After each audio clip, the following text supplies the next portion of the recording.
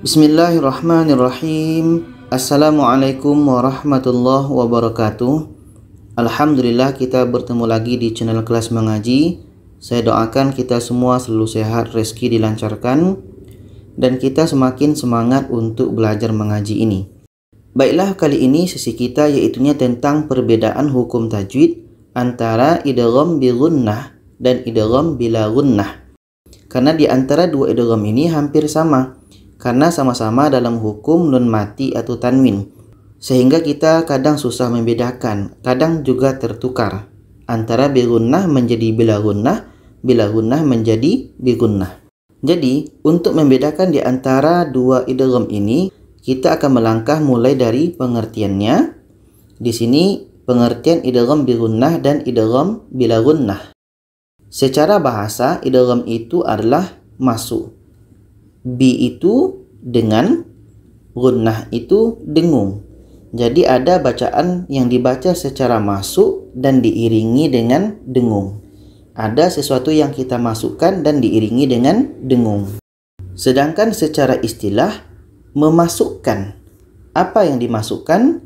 Yaitunya bunyi nun mati atau bunyi tanwin dengan secara berdengung.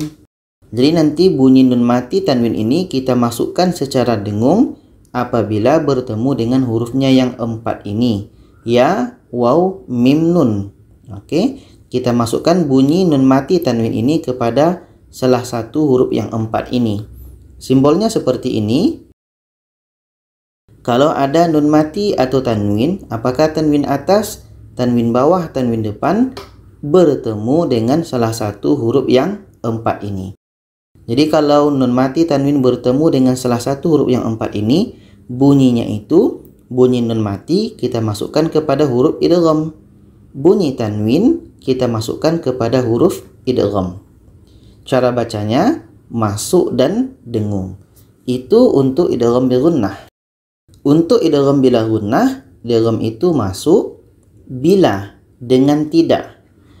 Bi ini dengan, la ini tidak. Jadi dengan tidak.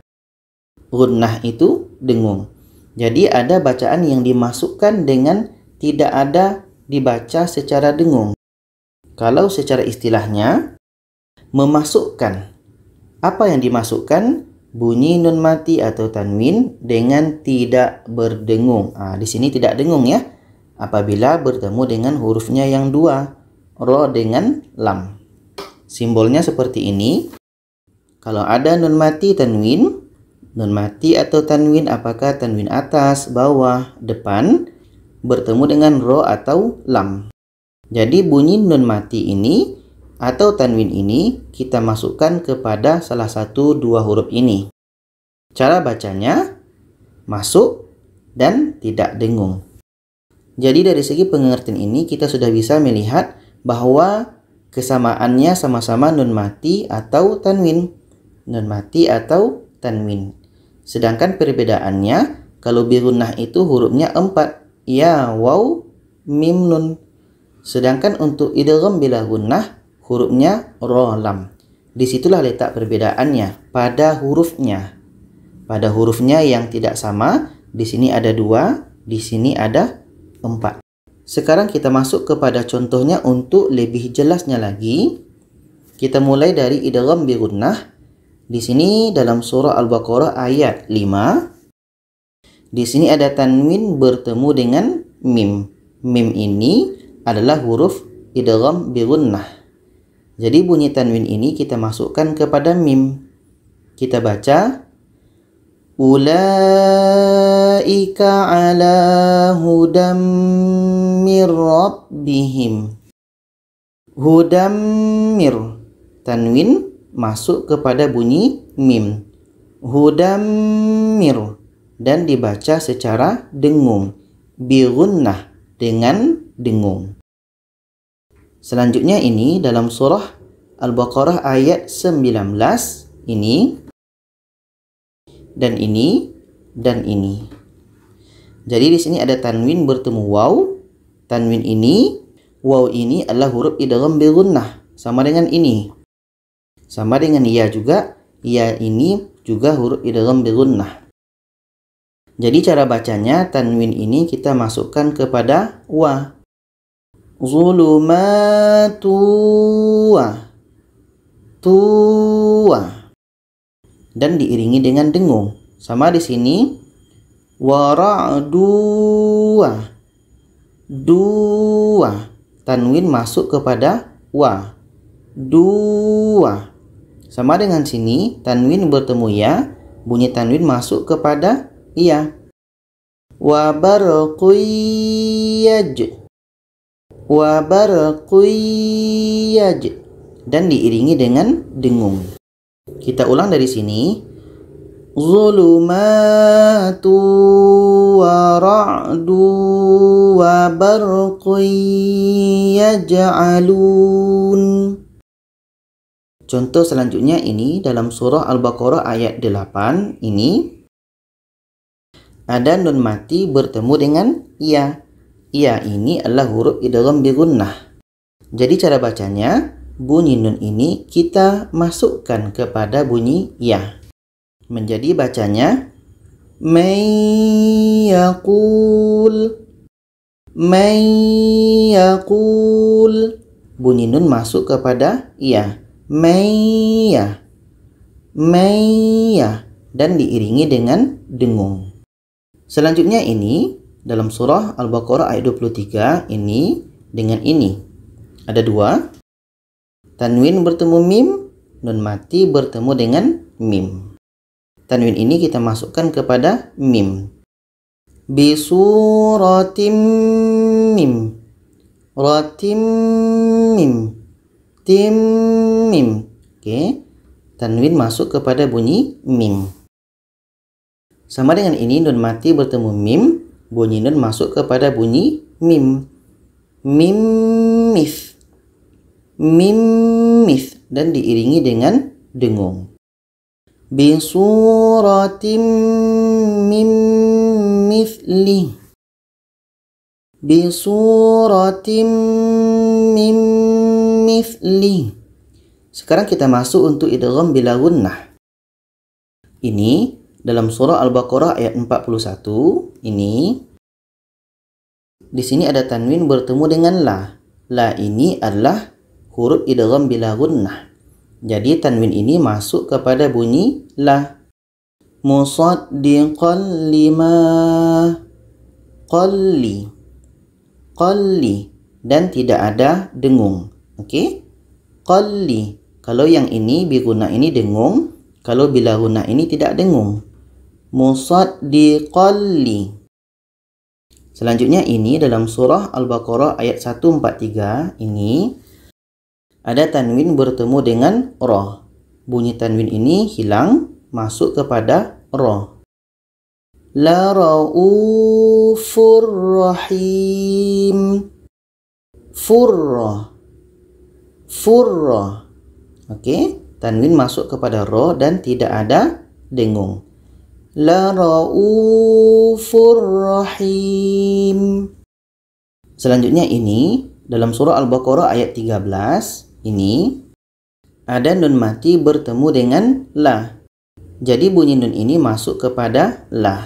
Menjadi kita baca walakin la ya'lamun. Killah. Killah. Bunyi nun hilang masuk kepada la. Killah. Selanjutnya ini dalam surah Al-Baqarah ayat 49. Di sini ada nun mati bertemu dengan ra. Jadi bunyi nun ini masuk kepada ra. Mir rabbikum azim. Mirra. Mirra. Bunyi nun hilang masuk kepada ra dan tidak ada dengung.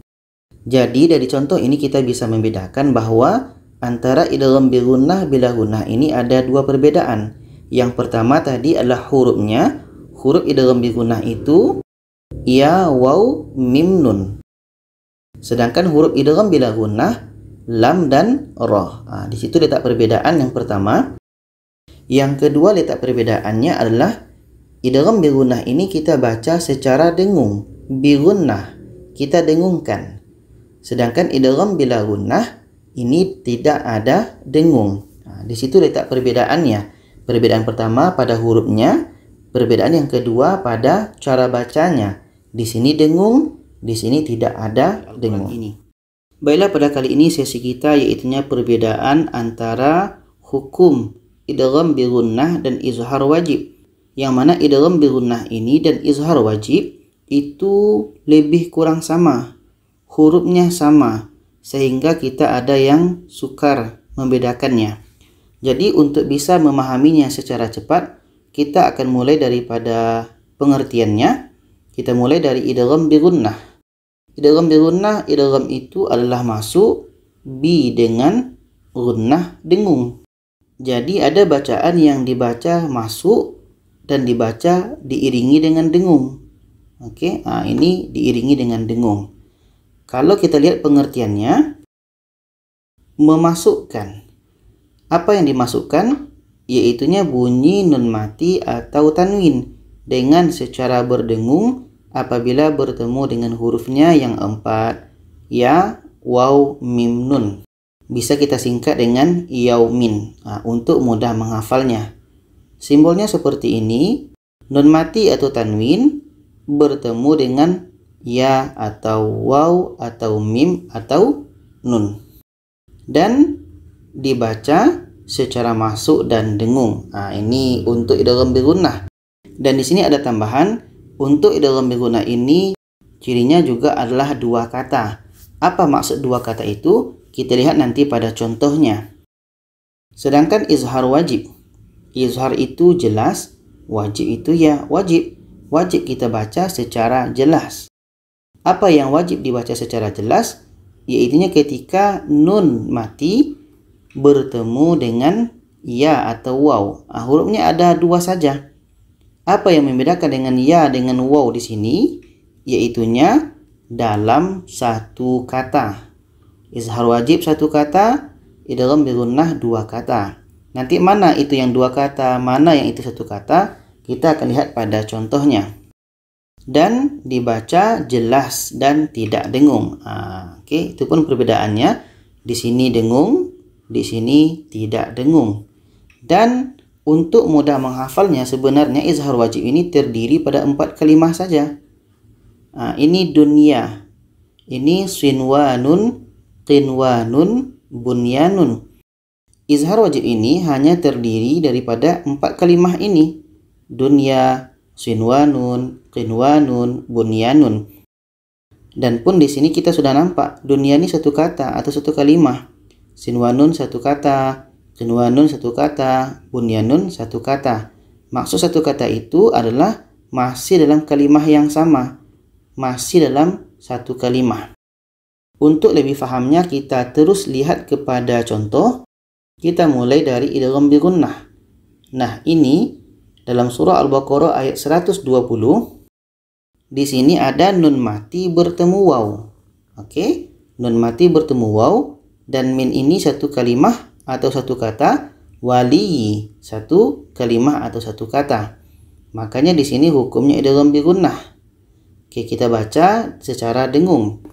Min wali wala nasir. Miwa. Oke, kenapa kita dengungkan? Sebab dua kalimah, dua kata. Dan pun hukumnya idgham bi gunnah. Contoh selanjutnya ini dalam surah Ar-Ra'd ayat 34 ini nun mati bertemu waw dalam dua kalimah atau dua kata. Jadi ini hukumnya idgham bi gunnah, dengung. Miwaq.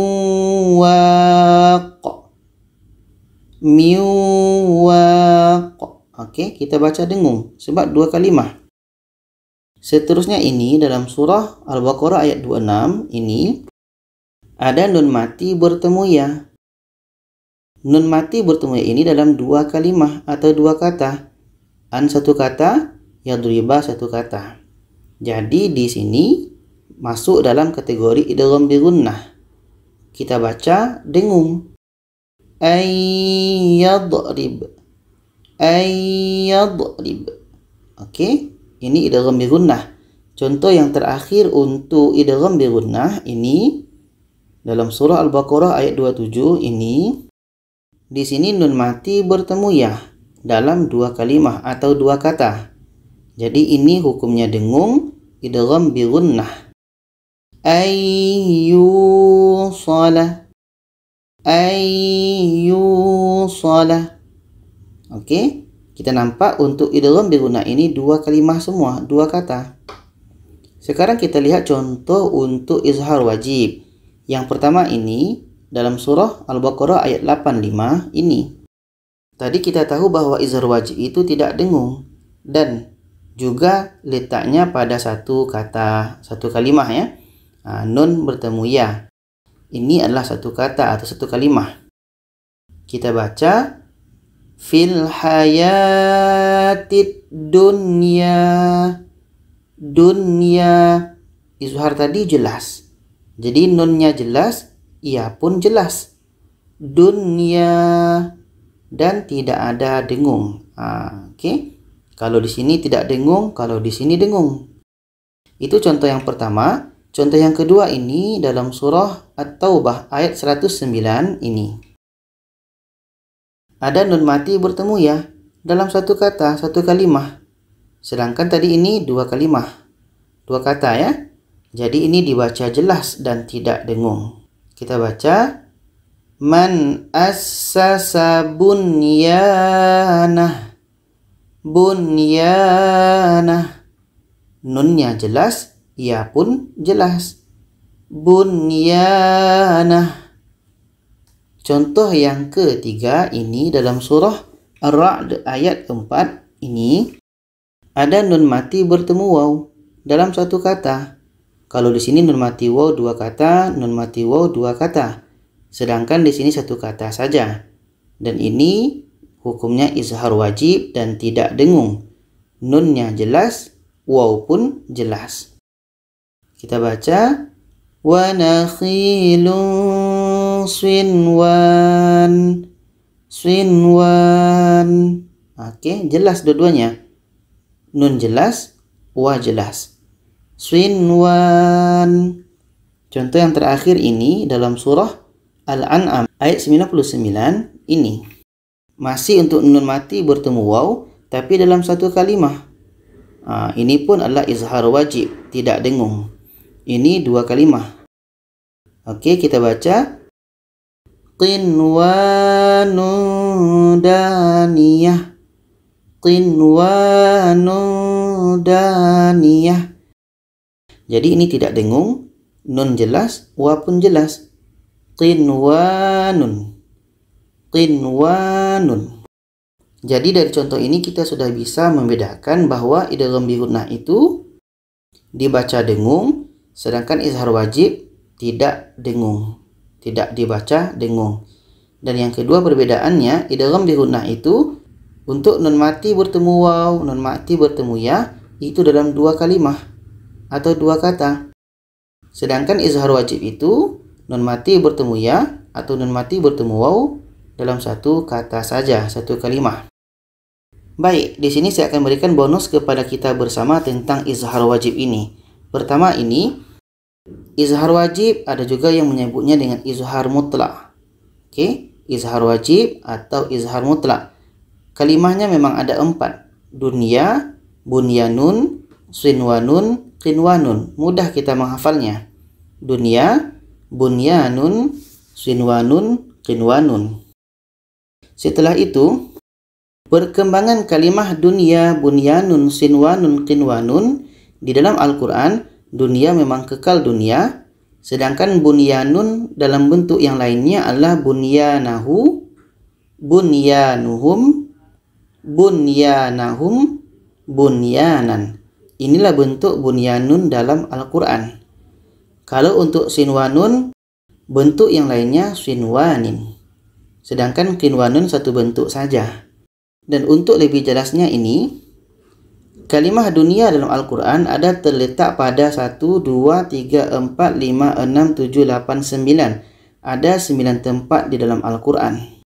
Sedangkan bunyanun ada 1, 2, 3, 4, 5, 6. Ada 6 tempat dalam Al-Quran. Sinwanun pada satu tempat Ar-Ra'du ayat 4, sinwanun pun pada satu tempat. Al-An'am ayat 99. Tadi sinwanun bukannya dua? Ya, memang dua, tapi dalam satu ayat itu ada dua bentuk sinwanun. Oke, sinwanun dengan sinwanin ini. Baiklah, pada kali ini sesi kita yaitunya perbedaan hukum tajwid, yaitunya berkenaan dengan ikhfa. Ikhfa ini adalah ikhfa yang ada dalam hukum nun mati atau tanwin. Jadi namanya ikhfa hakiki. Jadi huruf ikhfa hakiki itu ada terbagi kepada aqrab, ab'ad, dan awsat. Nah, sekarang apa perbedaan di antara aqrab, ab'ad, dan awsat ini?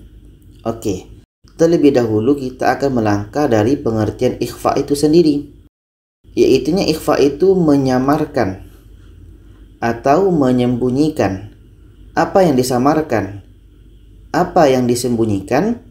Yaitu bunyi nun mati atau tanwin apabila bertemu dengan hurufnya yang 15 ini. Ta, tha, jim, dal, zal, zai, sin, shim, sod, dot, ta, za, fa, qaf, kaf. Nah, ini adalah huruf ikhfa yang 15 ini.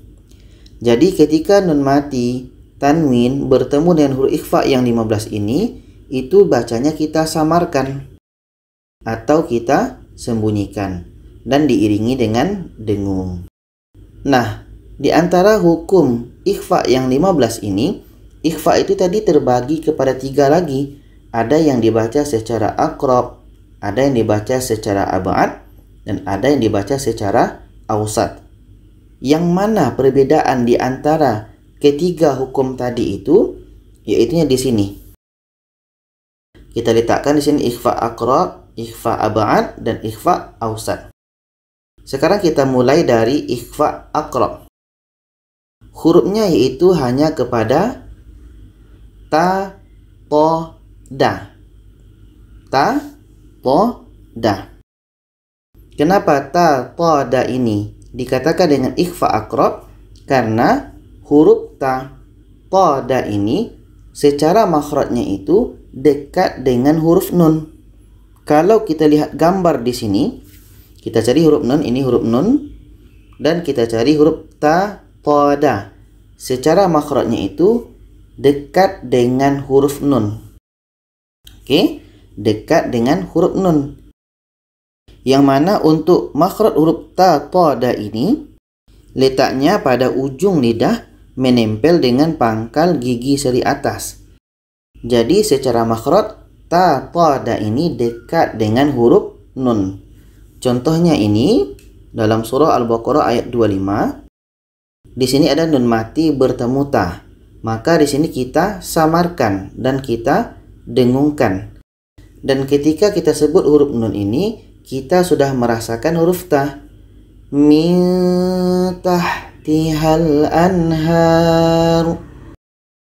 Mintah, mintah, mintah. Ketika sebut huruf nun, kita sudah merasakan huruf ta. Karena makhraj nun dengan ta ini dekat, maka ketika kita merasakan huruf ta itu, kita akan mudah. Mintah, mintah. Untuk membuat samarnya itu mudah. Mintah. Oke. Contoh selanjutnya ini dalam surah Al-Baqarah ayat 164 ini. Di sini ada tanwin bertemu ta. Maka bunyi tanwin ini ada bunyi nun di sini bertemu dengan ta. Makhraj huruf ta ini dekat dengan huruf nun. Maka untuk menyamarkannya itu, untuk bunyi samarnya itu mudah. Fidyatun ta'amu miskin. Fidyatun ta. Kita akan mudah membuat samar untuk ketiga huruf ini. Ta, to, da. Mudah untuk membuat samar. Sedangkan sekarang kita lihat untuk ikhfa ab'ad. Yang mana hurufnya? Ini. Qa dengan ka. Kenapa dikatakan dengan ikhfa ab'ad? Karena huruf qa dan ka ini jauh tempatnya atau secara makhrajnya jauh terletak daripada huruf nun. Kita lihat di sini. Ini huruf nun dan kita cari huruf qa dan ka. Sangat jauh letaknya daripada nun dibandingkan dengan huruf ta, da tadi. Jadi, apa yang dihasilkan dengan huruf ikhfa qa dan ka ini? Kita lihat kepada contoh. Dalam surah Al-Baqarah ayat 4. Ini nun mati bertemu dengan qa. Kita baca min qablik. Min qablik. Karena dikatakan dengan ab'ad, maka nun mati bertemu qa ini akan menghasilkan bunyi nge. Min qa. Karena qa dan ka ini letaknya pada pangkal lidah, maka nanti akan menghasilkan dua-duanya untuk qa dan ka ini bunyi nge. Min qablik. Min qablik. Jadi kita ada yang bertanya sebelum ini, kenapa pada bunyi qa dan ka pada ikhfa ini ada bunyi nge? Sebab letaknya pada ikhfa ab'ad. Ikhfa ab'ad itu ialah letak secara posisi makhraj qa dan ka ini jauh daripada huruf nun. Okey, makanya di sini ada bunyi nge. Min qablik. Contoh selanjutnya ini dalam surah Al-Baqarah ayat 87. Ini ada tanwin bertemu dengan ka. Bunyi tanwin ini di dalamnya ada bunyi nun. Maka di sini sama dengan istilahnya bunyi nun bertemu dengan ka. Jadi ketika tanwin bertemu ka ini pun ada bunyi nge, karena letaknya pada ikhfa ab'ad, jauh daripada huruf nun. Kita baca fa fariqan kadzabtum. Fa fariqan ka. Qanka. Ada bunyi nge. Qanka. Dikarenakan ada bunyi nge ini, di situ baru terjadi ikhfa ab'ad. Itu untuk ikhfa ab'ad. Sedangkan untuk ikhfa ausat, hurufnya ini. Tadi huruf ikhfa adalah 15. Di sini sudah ada 3, di sini sudah ada 2. Maka untuk ikhfa ausat, hurufnya adalah selebih daripada yang 5 ini. Maknanya di sini ada 10 huruf.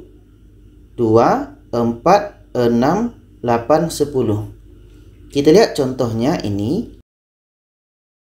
Jadi di sini ada nun mati bertemu sya. Jadi kalau tadi di sini ikhfa aqrab, nun mati bertemu ta, bunyi sambarnya itu sangat halus. Mita.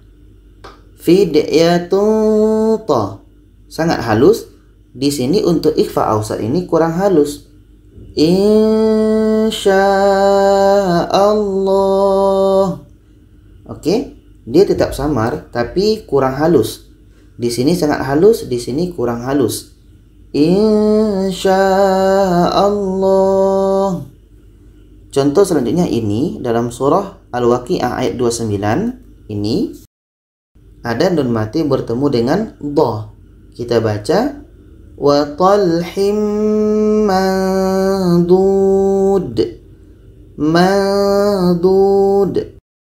Jadi itulah perbedaan antara ikhfa aqrab, ikhfa ab'ad dengan ikhfa ausat. Ikhfa aqrab itu adalah dekat dengan huruf nun, ab'ad itu jauh daripada huruf nun, sedangkan ikhfa ausat itu adalah di tengah-tengah. Di tengah-tengah antara huruf ta, da dan qa, ka.